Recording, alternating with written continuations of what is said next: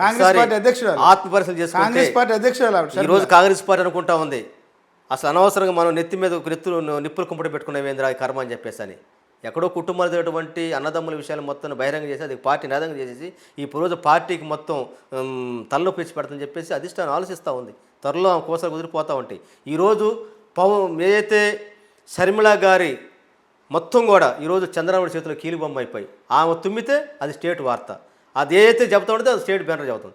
ఏమో జగన్మోహన్ రెడ్డి గారు ఏదైతే షర్మిళ గారు ఏదైతే లెటర్ల మీద ఇస్తే లెటర్ మీద దానికి వివరణ ఇస్తే ఎందుకు మీరు స్టేట్ బ్యానర్ వేయటం ఈనాడు రాదు, ఎందుకు జ్యోతిలో రాదు అంటే షర్మిళ గారు ముందు లెటర్ రాస్తే ముందు చంద్రబాబు గారు సోషల్ మీడియాకి వచ్చింది, ఐటీడీపీకి వచ్చింది, టీడీపీ అఫీషియల్ పేజ్ వచ్చింది, అది ఈనాడు జ్యోతిలో బ్యానర్ ఐటమ్కి వస్తూ ఉండేది. అంటే ఇక్కడ ఎవరు అనుకున్నారు ఈరోజు చంద్రబాబు నాయుడు గారు వైఎస్ఆర్ కుటుంబంలో నిప్పులు రాజేసి ఆ సలిమంట కాసుకుంటూ కూర్చున్నాడు ఈరోజు. అందువల్ల అంటే షర్మిళ అనేటువంటి ఆమె ఒక సెకండ్ లాగా మారిపోయి చంద్రబాబు చేతిలో చంద్రబాబు యొక్క గాడి విద్యలో ఒక ఎఫరైపోయింది. అందువల్ల అంటే షర్మిళ గారి గురించి కాంగ్రెస్ పార్టీ తలబట్టుకుంటుంది.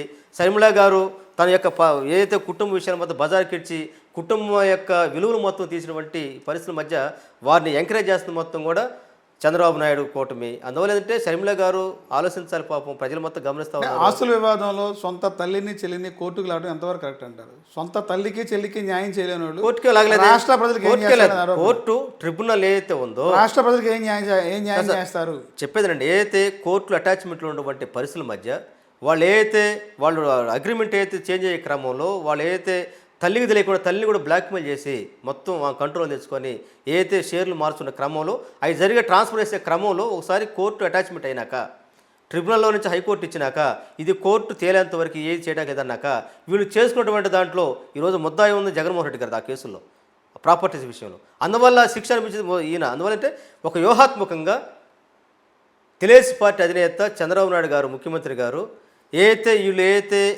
వీళ్ళు ఏదైతే కోర్టులో ఉన్న ప్రాపర్టీలు షేర్లు ట్రాన్స్ఫర్ చేసుకునేటువంటి క్రమంలో ఏదైతే వాళ్ళు ఒక అగ్రిమెంట్ ట్రాన్స్ఫర్ చేసుకునే క్రమంలో అది కానీ నెరవేరితే జగన్ గారి బెయిల్ రద్దు అవుతున్నటువంటి కోర్టుకి వ్యతిరేకంగా వీళ్ళు తీసుకున్నారు. కాబట్టి జగన్ గారు ప్రధానంగా మళ్ళీ బెయిల్ ఇదైపోయి అతను జైలు పెట్టినటువంటి ఒక వ్యూహాత్మకటువంటి స్ట్రాటజీలో చంద్రబాబు నాయుడు చేతిలో పావులాగా షర్మిళ గారు మారిపోయినటువంటి నేపథ్యంలోనే ఇది కంపెనీ యాక్ట్ ప్రకారంగా ఏదైతే కంపెనీ ట్రిబ్యునల్ లా ఇది ఉందో దానికి లెటర్ పెట్టాడు, ఇది చెల్లుబాటు కావని చెప్పేసి. దాని మీద జగన్ గారికి నిజంగా తల్లి మీద చెల్లి మీద కోపం ఉంటే క్రిమినల్ కేసు పెట్టలేదే.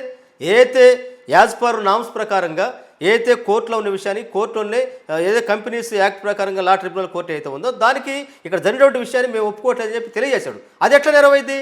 కేవలం ఏంటంటే ఈరోజు ఆంధ్రప్రదేశ్లో వైఎస్ఆర్ కాంగ్రెస్ బయట ప్రచారం ఏంటంటే తల్లికి చెల్లికి కోర్టుకు ఇచ్చాడు ఆస్తుల వివాదంలో, సొంత తల్లికి చెల్లికి న్యాయం చేయలేనోడు ప్రజలకు ఏం చేస్తాడు? ఏందండి చంద్రబాబు చెప్పేది? వాళ్ళ తమ్ముడే ఆయన యొక్క వేదనలకు గురై పాపం మానసిక గురిపోయిన కాక మనం చనిపోయాడు ఆయన వల్ల కదా. అదేవిధంగా వాళ్ళ సోదరి ఏదైతే మాదాపూర్ ఎక్కడ 4 ఎకరాల భూమి మొత్తం కూడా ఉమ్మడికి వచ్చినటువంటి దాన్ని ఈగిపోతే ఆమె ఆత్మహత్య చేసుకున్నటువంటి ఇది బయట కదా. ఈ చంద్రబాబు ఏం మాట్లాడండి అసలు?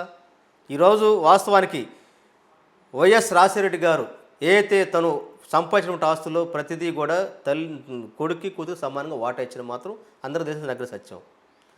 ఆ ధర్మిల జగన్మోహన్ రెడ్డి గారు వ్యాపారాలు చేసి తను సొంతగా పెంచుకున్నటువంటి ఆస్తుల్లో కూడా ఒక చెల్లిగా సోదర సమానత్వంతో ఆస్తులు కూడా ఇచ్చినటువంటి ఉంది. దాన్ని వాళ్ళకున్నటువంటి ఈరోజు షర్మిళ గారు జగన్మోహన్ రెడ్డి గారు వైఎస్ఆర్కి ఏదైతే రాజశేఖర రెడ్డి గారికి ఆస్తుల్లో హక్కుదారులు షర్మిళ గారు కావచ్చామో రాజకీయ హక్కుదారు మాత్రం రాజకీయ వారసత్వం జగన్ గారికి వచ్చింది. ఈరోజు ఆమె కూడా ప్రయత్నం చేసింది. తెలంగాణ పోయి టీవైఎస్ఆర్ పెట్టింది, అక్కడ ఓడిపోయింది, అసలు పార్టీ మూసేసింది. మరలా ఇక్కడికి వచ్చేది అర్థం కాని పరిస్థితులు వాడికెళ్ళి ఏదైతే కాంగ్రెస్ పార్టీలో చేరింది, కాంగ్రెస్ పార్టీలో కూడా పోటీ చేసి ఓడిపోయింది. అదేవిధంగా ఈరోజు చంద్రబాబు నాయుడు చేతుల్లో కీలుబొమ్మలు గాడిపోయి ఈరోజు వైఎస్ఆర్ ఏదైతే ఆయన రాజకీయ వారసత్వాన్ని పొందడం కోసం తాపత్రయపడుతుంది తప్ప ఈ రాష్ట్రంలో వైఎస్ రాజశేఖర రెడ్డి గారి వారసత్వం పుణికి పుచ్చుకున్నటువంటి దానికి సార్థకత జగన్మోహన్ రెడ్డి గారే తప్ప దాంట్లో నువ్వు ఆస్తులో కోట్లాడు తప్పలేదు. ఆ కుర్చీ రాలేదు కాబట్టి ఆ వారసత్వం రాలేదు కాబట్టి ఏదో ఒక రూపంతో జగన్ గారిని డిస్టర్బ్ చేసి మైనస్ చేసి అవసరమైతే శత్రు సైన్యంలో చేరైనా సరే జగన్ గారిని దెబ్బతినటువంటి ఒక కుట్రపూర్తినటువంటి ఒక చెల్లిగా రక్తం పూసినటువంటి చెల్లిగా ఆ విధంగా తయారైందంటే అంతకంటే బాధాకర విషయం ఇచ్చినటువంటి పరిస్థితి ఈ ఆంధ్రప్రదేశ్ ప్రజానీకంలో ఈ చర్చ జరపడం చాలా బాధగా ఉంది. షర్మిళ గారు ఏదో ఒక రోజు రియలైజ్ అయిపోయి అన్నని పోగొట్టుకున్న చెల్లిలాగా ఉండకూడదు, అన్నతో కలిసి రోజు రాబోతోంది. దీని మొత్తానికి సోదరుడు అనిల్ అయితే ఉన్నారో అతను మొత్తం కూడా ఈరోజు కుటుంబాన్ని మొత్తం చిన్నాభిన్నం చేస్తూ ఉన్నాడు. అవి మొత్తం త్వరలో వాస్తవాలు బయటకు వస్తూ ఉంటాయి.